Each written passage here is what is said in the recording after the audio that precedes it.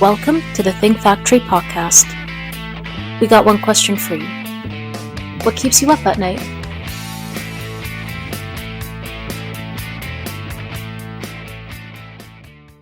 Hello and welcome to the Think Factory Wellness Women's Roundtable, where we learn how women think big and grow their business. My name is Susan Kleiner. I'm a partner with Outside General Counsel Solutions, and I'm the host of today's episode. I'm happy to have here with me today Gina Thorne. Gina is a 15-year veteran in behavioral health marketing, business development, alumni program growth, and leadership. She served as a leader of national and regional business development and marketing teams for small, medium, and large addiction treatment programs. Interestingly, she's the daughter of a Cuban political refugee who taught her that perseverance and a strong work ethic yield value-driven results. She currently serves as Executive Director for Treatment Professionals and Alumni Services, TPAS, and has her own consulting company, Gina Thorne Consulting. She also co-launched the Colorado Professional Liaison Association. Welcome, Gina, to the podcast. Good to be here, Susan. Thanks for having me. Yeah. So, I'm really happy to have you here because I think that the work that you do is terrific, and I'm happy for you to share it with our listeners. So could you tell me a little bit about what is the Treatment Professionals and Alumni Services, TPAS? Sure. So TPAS has been around for 14 years, and we started out with one person getting really curious about how do these alumni programs work in the behavioral health space. Our founder or co-founder, Lori Obenauer, was voluntold, like most of our alumni coordinators that are in the field, to start an alumni program. And because she didn't have the experience of putting one together, she started calling all of the more established programs in our country to find out what they were doing. And in that, she connected with our other co-founder, Leonard Bade, who had been given instructions years ago by Betty Ford to go out and start building alumni programming. So really, the concept of alumni programming started way back when Betty Ford saw the vision of its value and the fact that people stay, and how do we continue to build that post-treatment. And so through Lori's curiosity and Leonard's experience, they both came together in 2009, 2010, and they built what we called our first collaborative. It was a way to bring together like-minded people who were doing work in the field of alumni engagement.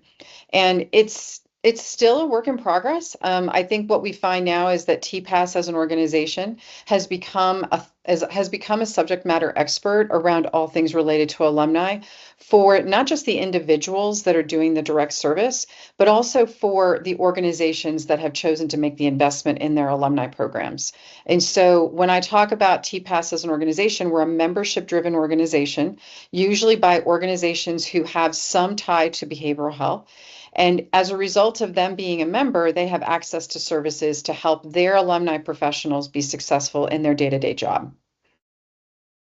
So on the off chance that somebody's listening, isn't familiar with alumni services, can you just explain what that means for the uninitiated? Of course. So many people looked, and I'm going to kind of go back in history a little bit to talk about sort of the evolution of alumni engagement. What does that mean? So treatment centers historically have always been focused on looking at episodic care. So when you went to treatment, you would go in, you would do your, in most cases, in 28, 30 days back in the day, and then you would discharge and they would refer you out to maybe a 12-step meeting or have you assigned to a clinician, an outpatient. And what we found was that there needed to be some additional engagement from the treatment facilities for their clients post-treatment. And so some programs made the decision to start investing in activities or events or social engagements that would allow alumni or clients who graduate an opportunity to connect with each other and stay engaged, or what we call sort of sticky to the treatment facility that they went to.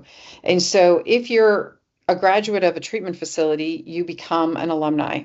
You become someone who now has access to post-treatment resources. It can be everything from support groups. It can be sometimes social fun activities, sober fun activities. We have to remember that a lot of people who go to treatment have not learned how to have fun in sobriety. It's a very scary thing for them when they think about what life would look like for them when they're not actively using and going to parties or going to concerts or sporting events. And so when they have the opportunity to engage in an alumni event, they're practicing sobriety and they're practicing how to have sober fun with other like-minded people. And so what we find is that a lot of these alumni networks that are being built are really strong recovery community-based groups that keep people engaged, keep them connected with each other, and allow them to practice their recovery skills real time. So if they fall or slip or they need help, we're there to catch them. Wow. So I hear from you that there's a value to the individual, right? And that they say sticky to, the program, and it's helpful to each other, but there's also a business case to be made about why alumni services are so valuable. And I'm just wondering if you could speak to that. Right. It's interesting because for years, many people really kind of looked at the nature of alumni as being sort of an ancillary support to treatment. So you had treatment facilities that were making sort of a altruistic gesture towards alumni saying, well, it's the right thing to do. And as we mentioned, years ago when treatment facilities were in place, they really focused mostly on treatment. Their role and responsibility post-treatment really didn't go much further than after the client discharged. So what we've learned is that there are significant benefits to a treatment organization in investing in their alumni. I mean, first and foremost, it's the idea of you're investing in a continuum of care model. So treatment is one level in that journey of sobriety. We know that if a client completes treatment and moves to the next level of their continuum, which could be outpatient treatment, or in some cases, merit organizations, 12-step meetings, what have you, that they have a higher probability of staying sober. And so just by the nature of them investing in their alumni programs, they're building a stronger continuum of care model. So from a value proposition standpoint, having that in play is obviously beneficial for an organization because ultimately it leads to greater outcomes. If you can demonstrate higher probability of outcomes of your clients staying in remission longer and not coming back to treatment right away, then that actually serves you financially. If you're a treatment facility that is driven by commercial insurance, and we know that today many of our payers are looking at value-based outcomes, what would it look like if you were able to demonstrate that not only did your treatment have an impact on the client, but the outgoing support that you provided to them post-treatment, in addition to discharge planning and some of the other resources, helped contribute to their long-term outcomes. If that actually can be quantifiable, they can level that up to payers to say, not only does our treatment program work, but look what the success rates look like for our clients post-treatment. And ultimately, payers are like, hey, I'm willing to give you more money per day. I'm more willing to invest in you and renew our contract rates with you and maybe even give you more per diem because you're demonstrating that your program works and you've made an investment. So from a value-based outcome standpoint, it's hugely beneficial for an alumni program to exist. And many of our alumni professionals are being held responsible for collecting that data. Unless you're a large-scale enterprise organization that has a research arm to it, most of this data that's being collected post-treatment lands in the lap of many of our alumni professionals. And that's a huge responsibility for them. And so we know that from a business case standpoint, their data collection can lead to better reimbursement rates for your program. The other value that we learned, and this came as a result of a white paper study that we did in 2018, is that when we went out and interviewed some of the more established alumni programs that existed, we asked them what their outcomes were. And of course, the first thing they said was, we found that a lot of our alumni were staying engaged. They were staying engaged for up to a year post-treatment, meaning that they were engaged with the program, learning about good recovery skills, identifying solid recovery capital to really help them stay sober longer. So that was a plus. The other thing that they learned was that because they kept their alumni connected and close by, alumni became an avid referral partner because they were already ambassadors of your brand. They're already talking about your program to their friends and family.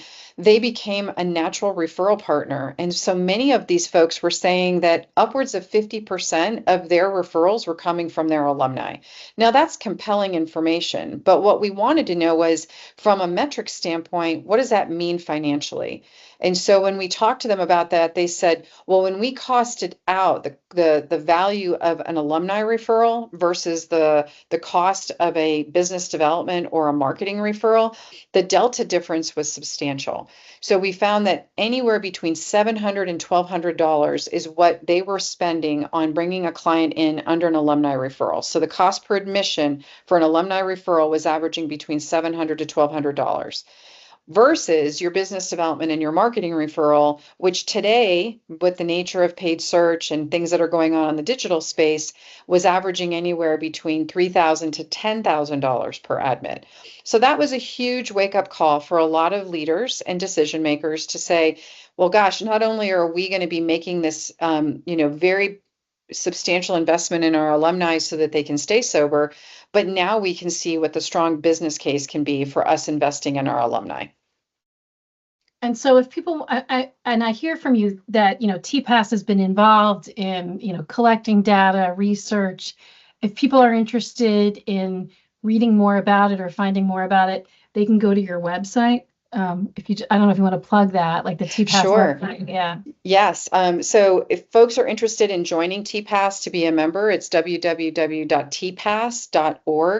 And one thing I want to mention, Susan, is that many of the programs that are coming into the behavioral health space, or those that have been in existence for a while, most folks don't know where to start in building an alumni program. In many cases, it's somebody who's sitting at a desk and they're a case manager, they're a BHT, and they say to them, hey, you look like somebody that would do a really good job of putting a program together for alumni. And many of these folks are just kind of scratching their head at, like, we don't even know where to start. What does this look like? And so when we meet with many of our alumni professionals, we spend a lot of time doing strategic planning with them. We help them look at the data. A lot of our alumni think that they know what their alumni need, but they don't. They make a lot of random guesses of like, well, so-and-so over here is building this really solid homecoming program for their alumni, so I'm going to do the same thing they're doing. And when they try to deliver that same product, it doesn't land because the nature of their alumni is very different than others. So what we try to do is we invite them to start asking their alumni, what is it that you want? What would you like to be involved in? What would you like to participate in? Because those things are going to help drive the strategy document and helping you to create a successful alumni engagement. So what we do through TPAS is we do a lot of coaching. We spend time with these alumni professionals, helping them gather the data. We provide them with existing tools so that they don't have to invent new tools.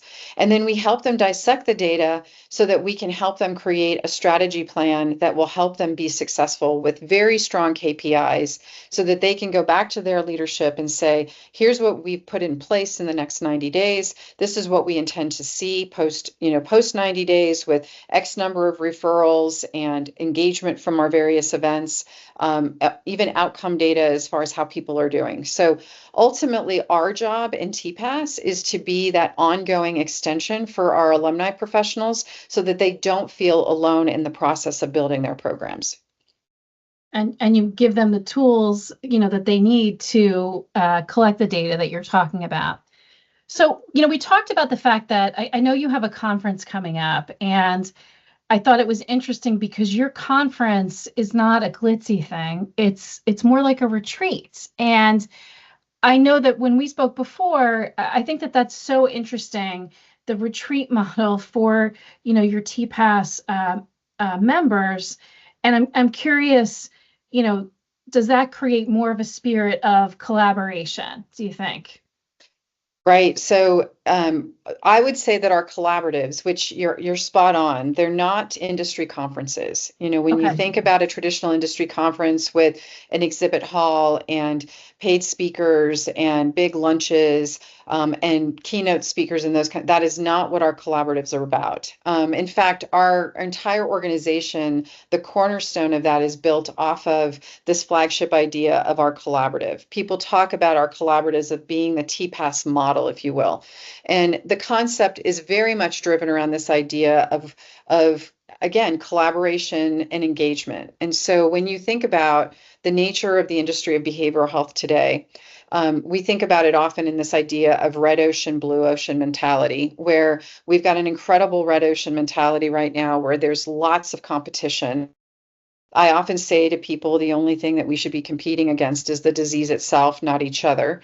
And so as a result, what we find is that people who are in certain positions in our behavioral health world are very guarded about what they're going to share. And so if you're working in the field of outreach and business development, it's about no at the expense of being able to identify what's best for the client. And so the competition in our field has become very, very cutthroat, and people are much more guarded about sharing ideas and resources to help support ultimately not just the organization that they serve, but also the individual clients that they're trying to meet and reach. And so what we've done at TPAS is we've broken that barrier down. We don't do that. We share everything. So when you come to a collaborative, again, as you mentioned, it's at a retreat. It's at a retreat center. This one that we have coming up, we do 2 a year, one in the fall and one in the spring. Our fall collaborative is our flagship. It's in Malibu. Don't be surprised to know that we're not in a fancy hotel. We're actually at a retreat center. It's very minimalist kind of approach in that we want people to like move away from distraction and focus on connection. And so we bring people together. These are alumni professionals that have worked day in and day out in the field, some brand new, some that are seasoned.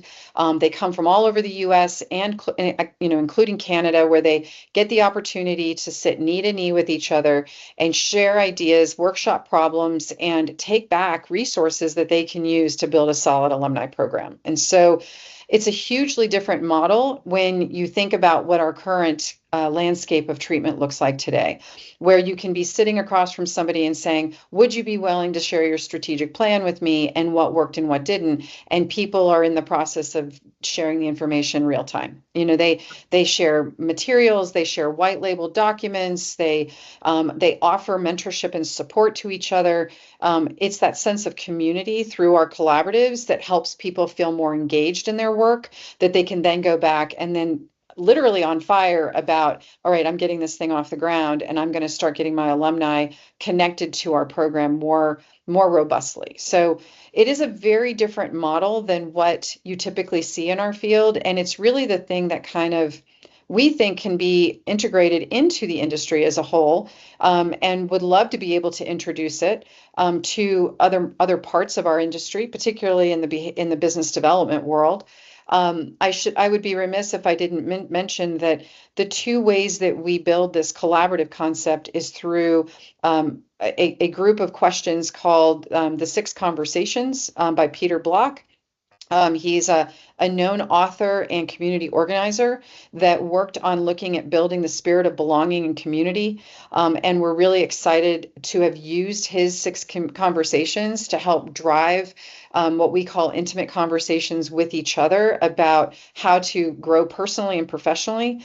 And then the second thing that we've adopted into our collaboratives is something called open space technology.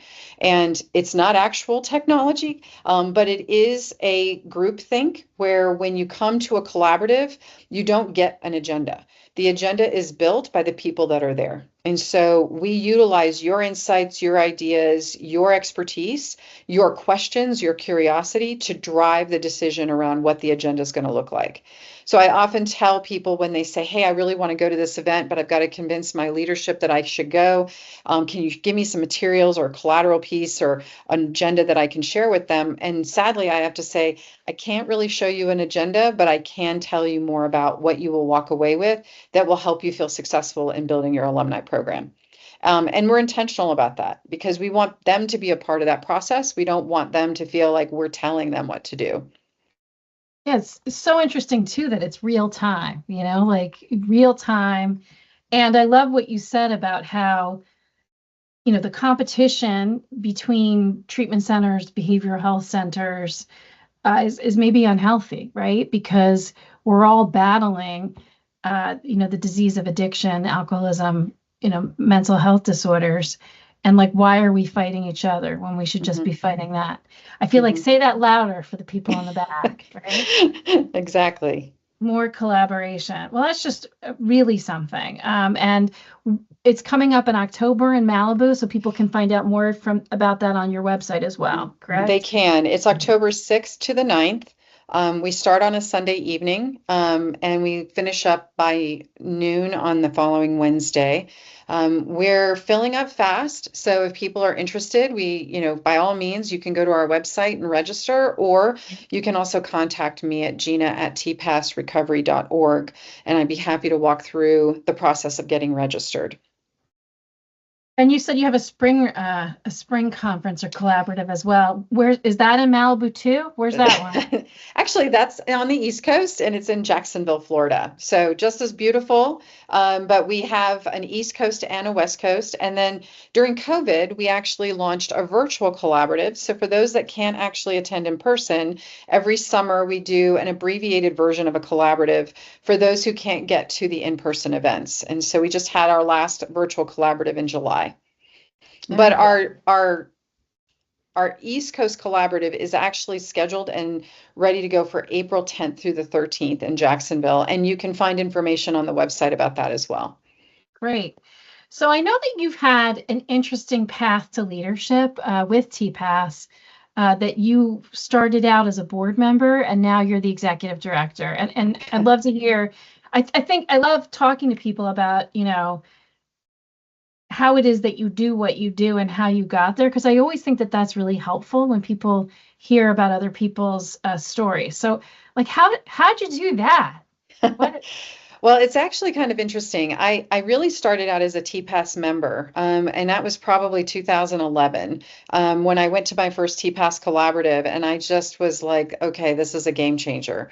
I need to be a part of this group. I need to figure out how I can stay more involved. And over time, I was invited by the newer sort of I would say the OG original board to come on and to be a part of the work of building out TPAS. And so I was on there as a volunteer.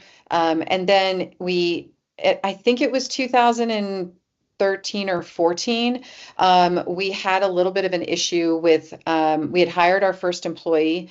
They left. And there was deep concern about the organization needing strong leadership. And so there was a decision made to create two co-chairs for the board. And I was one that was asked to take a step up and be one of the first co-chairs for TPAS. And so I served in that role for about 3 or 4 years as a volunteer. And I really just, again, it was always the highlight of my annual year of working, because I always knew that I was going to be reconnecting with these amazing, authentic people that were working day in and day out with folks in recovery. So from there, I stayed involved. But then, I didn't mention this, Susan, in our intro or in our interview, but in 2021, I actually walked away from my career and decided to travel around the world with my husband. And so post-COVID, we were empty nesters. We decided to just put our backpacks on and travel around the world. And so I had disconnected from TPAS pretty significantly in that almost 3-year window until November of this last year, when, as an emeritus board member, I was asked to come back and to be a part of the board again.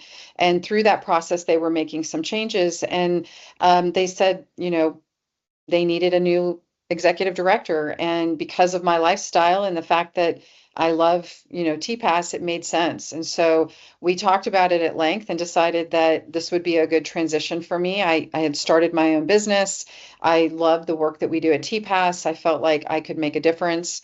And as a result, they hired me on in February. So I've been in the role since February, but deeply connected to the mission and vision of the organization. And I absolutely love my job. I love everything that I do with it. I love the board is fantastic. Nothing is done in isolation. We work collaboratively to make sure that we provide the best resources for our members. Wow. And it sounds like, talking to you about your experiences traveling the world, that could probably be its own podcast. Yeah, I have a lot to say about that. I have a lot to say about that for sure. So, what advice would you give to your younger self? It's interesting as a woman in the industry and someone who was, very fortunate to be able to sit at the table with some incredible people in the field over the last now almost 20 plus years. I would say that I wouldn't take myself so seriously. I was a very serious child, and felt like in order for me to sit at the table with people or to be taken seriously, I had to be serious. And so I didn't find that it was easy for me to let things roll when things came up. And so it was really difficult for me, and it was a hard lesson to learn in the evolution of my career, as well as when moving into leadership positions. And so what my younger self, I would probably be very clear about, it's okay to fail. It's okay to make mistakes, and that you don't have to take it so seriously, because there's a lot of joy in the world. And I think I found myself constantly living in this place of like, if I can't be serious and take things seriously, then I won't be taken seriously. And so I've done a lot of good work around that. Yeah, it sounds familiar, like this kind of perfectionist attitude. I think that there's a lot to learn from failure as well. So Yes, always an opportunity. yeah. Okay, so one thing that we ask everyone who appears on our Think Factory podcasts is, what keeps you up at night? Making sure that I'm not missing any of the projects that people have expectations of from me. I hold myself incredibly accountable to the people that I serve. I am deeply embedded into a concept of servant leadership. And so when I work with clients or when I'm working with coaching or executive coaching, I'm always putting my head down at night going, did I check all the boxes, and am I able to, create the mastery within my day to get those things done? And sometimes I'm really good at it, and sometimes I'm not good at it. And so, but it's one of the things that that does keep me up at night, is worrying about making sure that I meet the expectations of what's put in front of me. Yeah, but don't take yourself too seriously though, right? At the same time. Yeah. It's a I hear slight you. push-pull, isn't it? Oh, It, goodness. it sure is. Well, Gina, I want to thank you for being here. Again, I'm Susan Kleiner on behalf of our entire team at OGC Solutions and the Think Factory. We want to thank you for listening to today's episode. Be sure to check out our other Think Factory podcasts, where my colleagues talk to business leaders about industry trends and issues. Thanks again for being here today. Such a pleasure, Susan. Thank you.